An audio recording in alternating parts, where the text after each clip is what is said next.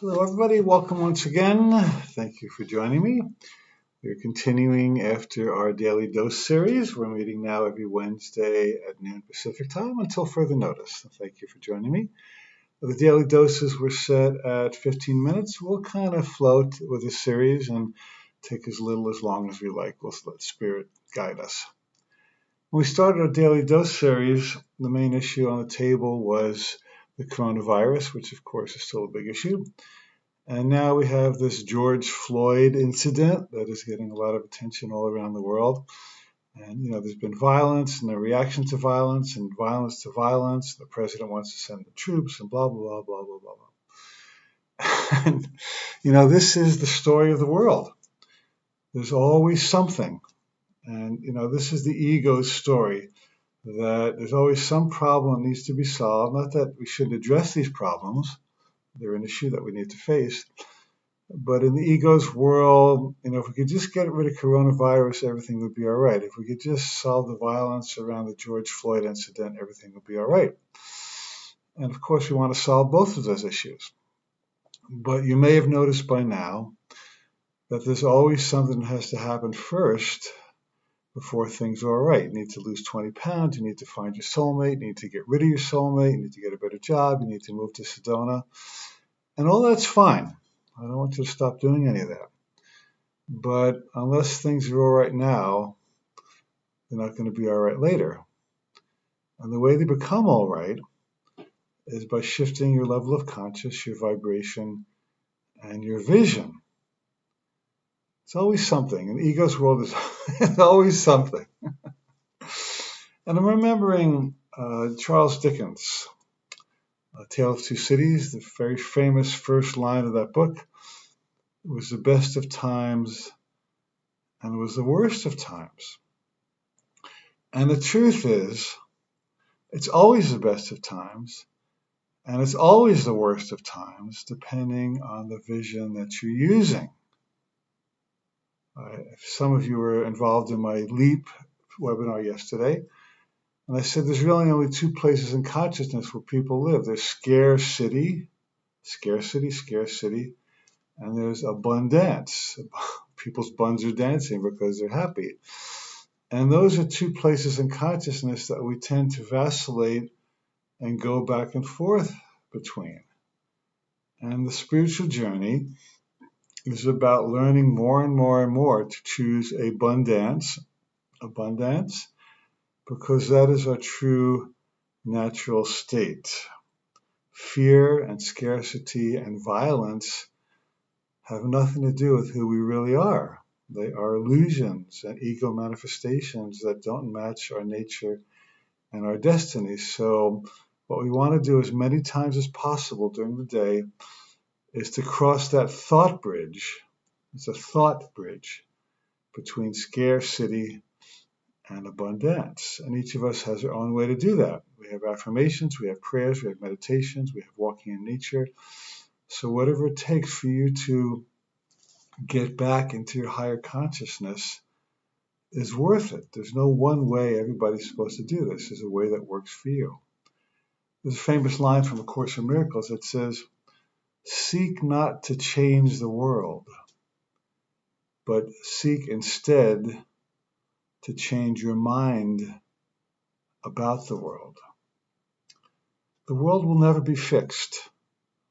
The world of duality and bodies and separateness and death will never be fixed. It's just what it is. However, there is a place you can go in consciousness that transcends all of it, and this is the correction in mind that we're seeking. Now, we've all gone to movies, and let's say you see a violent movie or a horror movie or a nasty movie on the screen and you don't like it. Well, what the ego would do, the fear-based mind, it would have you charge the screen and start to claw the screen and try and make the characters quit doing what they're doing. But the screen is just images that are projected from a projector. In the old days it would be film and now it's digitized. But unless you go to the source of the movie's not going to change. Another analogy would be to just turn on the lights in the theater. And when you turn on the lights in the theater, the movie on the screen disappears because light, pure light from the theater, always supersedes the contrast of light and dark that's making the movie on the screen. And we've all been to multiplex theaters where you pay your money and there's 12 theaters you can walk into, and one of them has a love story and a comedy and a musical and a biography, and another one has a big war story, a big violence story in the next theater. And you get to sit in the theater that matches the ticket you bought. You may hear some distant booming on the other side, but it doesn't really affect you because you're immersed in the theater that you paid your ticket to go see. Another analogy is an airplane. I've often walked up and down aisles of airplanes, and they used to have these little screens on the back of each seat in front of you, and there's 30 movies that you could be watching. And some people are watching a drama, some people are watching a war story, some people are watching a sexy love story, some people are watching a children's movie, some people are watching an animation. And everybody is sitting in the seat watching the movie they have projected by the buttons they pushed on their control. And the person next to them is watching an entirely different story. That has nothing to do with the one that the person is watching. So the world exists of many, many different stories functioning simultaneously. Jesus said, in my Father's house there are many mansions. It's exactly many rooms in my Father's mansion. I mean, in God's universe, there are many, many different rooms of consciousness. And you and I get to choose the one we live in, independent of the one that others are choosing. You don't have to fix other people. You just have to fix your mind. Now, back to the George Floyd incident. Many years ago, there was a very similar incident in California where Rodney King, there was a Rodney King trial that a lot of people believe had a racist result. And so there were race riots in California for a while. People were looting and stealing and shooting. And I had a friend who was living in Los Angeles at the time, and I talked to her on the phone. I said, what are you doing? She says, well, I'm just choosing peace. She said, I'm holding the light. I'm not getting involved with one side or the other. I'm not getting violent. I'm not even paying a lot of attention to the violence. I'm praying and meditating. When I go out, when I have to go out, I choose light and I attract nice people who help me and I help them. And she said, I'm being a force for light. And so this is what you and I have to do, not just now, but at any time, because the world is not going to change. There's always going to be something. But it doesn't have to be something in your consciousness on you unless you let it. Two men looked out through prison bars. One saw mud, the other stars. We think in secret, and it comes to pass. Environment is our looking glass. James Allen said that. So if you're feeling violent or affected by violence or seeing violence and you're upset by it, you have to go to the place in your mind that is subject to violence, that is violent. Violence, see violence. Now you can look on violence from the spirit's perspective, and you will still see the acts that represent violence, but you will reframe them in your mind as a call for love. That people who do violent acts feel empty and disempowered and fearful. And violence is the only way they know how to react. Now there's an interesting Bible story from the Old Testament. And it's about when Moses and the Hebrew nation was traveling through the desert on their way to the promised land. And now I don't take everything in the Bible literally. I think that the Bible is generally a metaphor. I think it's a metaphysical metaphor. And there's some things in the Bible I don't believe that Jonah really sat in the belly of a whale for 3 days and came out and survived. There's lots of stuff that I think is more symbolic than real. So this particular story, I think, may be more of a metaphor, but let's look at it anyway. So the story goes that Moses was traveling through the desert with these people, and they were hungry, and they were upset, and they had no water. And God told Moses to strike a stone with a stick, and water would come forth. And Moses did this, and water came forth. Now, once again, I don't know if it's really true physically, but metaphorically it has meaning. It means that with something, a situation seems to be dry or stuck or resistant, you can get it to move. That, something that seems impossible can come forth for your sustenance, for your providence, even when there's a stiff or hard situation that you can't seem to break. Okay. So people had water, success story. Okay. So then way down the line, we'll say years later, the same situation arose. The people were hungry and thirsty in the desert, and there was another rock. And this time, God said to Moses, "Speak to the rock, and the rock will bring forth water." But Moses didn't listen to him. He remembered, hey, last time I hit the rock, I got water. Let me hit the rock again. That worked. I want this to work for my people. And so the story goes that Moses hit the rock again, and water did come forth. But because Moses disobeyed God's command, Moses wasn't allowed to enter the promised land. Now, that's another. I just don't get some of the stuff in the Old Testament. The Old Testament is all about a wrathful, punitive, fire-breathing God. And I just don't get it. And I think that Jesus came along to correct that vision. And the New Testament is mostly about forgiveness and the grace of God. That's my take on it. But forgetting about Moses' punishment, what I think the lesson was, in the early days of our spiritual path, we may be tempted to use force to make things happen. You manipulate people, you pressure people, you threaten people, you guilt people. Mainly because that's the way a lot of us have been trained. We're just passing our hurt along. You've heard me say, hurt people hurt people. And it takes a victim to make a victim.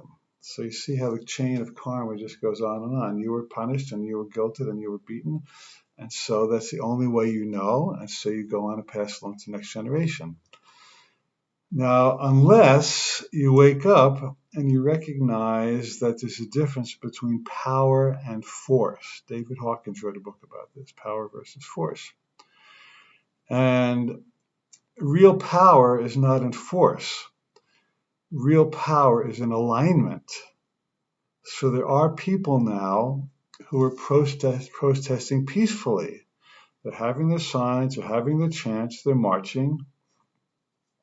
And they're saying, this is not right. What happened is not right. We want an end to police brutality and police violence. And these people are more in alignment with Source because they have not chosen to add violence to violence. I think Gandhi said that, if it's really true that an eye for an eye and a tooth for tooth, then we're going to end up in a world of blind and toothless people. The Old Testament way is eye for eye, tooth for tooth. The New Testament way is grace and alignment with spirit. I think Gandhi also gave a wonderful example. This was shown in the Gandhi movie. I think it's based on fact, but there was violence between the Hindus and Muslims around the time of the birth of the Indian nation. And a Hindu man came to Gandhi and said, a Muslim man killed my child. How shall I get back at him? And Gandhi said, I want you to take a Muslim child that is parentless, and I want you to raise him or her as your own. So you see, there's always a higher way. The way of the world is tit for tat and tooth for tooth and eye for eye. And it has to stop. You see, that it just makes it's just the same old vicious cycle that makes the world go round and round and round and round and round in a very, very dark cycle. And so what we want to do is raise our consciousness to a place where we're not impressed by violence, we're not attracted by violence. and we don't have any violence in our minds. How about violence against yourself? Huh? I was coaching a woman once who said that she had eczema, right? And we looked up Louise Hay. And Louise Hay makes the connection between diseases and emotions. And she said eczema is related to antagonism. And I asked my friend, are you antagonistic to anybody? Oh, no, I'm fine with everybody. And then finally I asked her, how are you doing in your relationship world? She said, oh, I'm about ready to slit my throat. I had such bad relationships. And so I said, well, there's antagonism.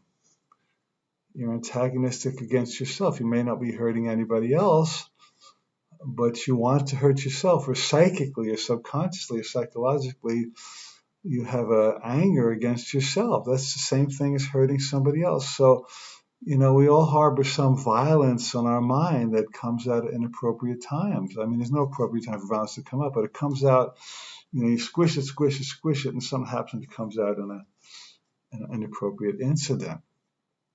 So let me read you something from the Course in Miracles.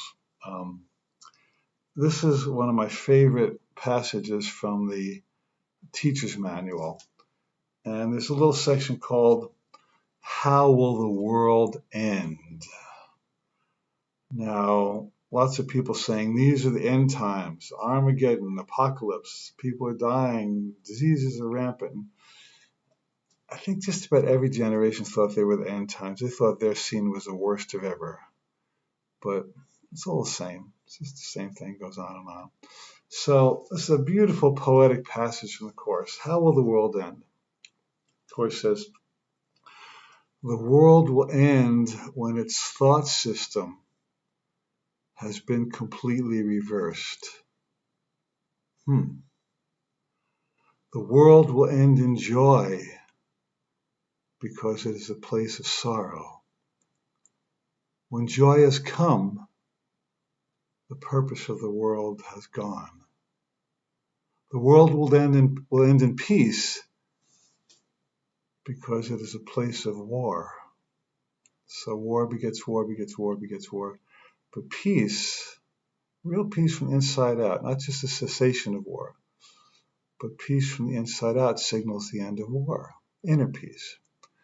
When peace has come, what is the purpose of the world? The world will end in laughter because it is a place of tears. Where there is laughter, who can longer weep?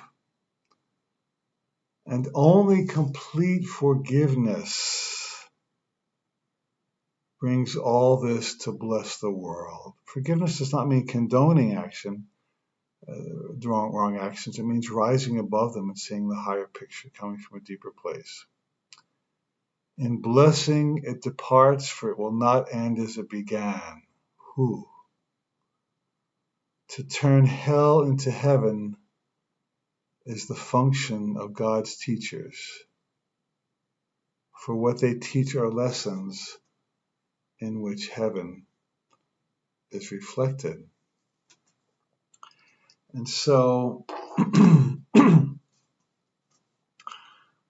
to end the world that we know, we have to go to a different world, which is a world of wholeness and connection with Source and alignment with Source, which equals love, not fear. Anytime we act out of fear or desperation, we back up to fear, and we don't get anywhere we really want to go.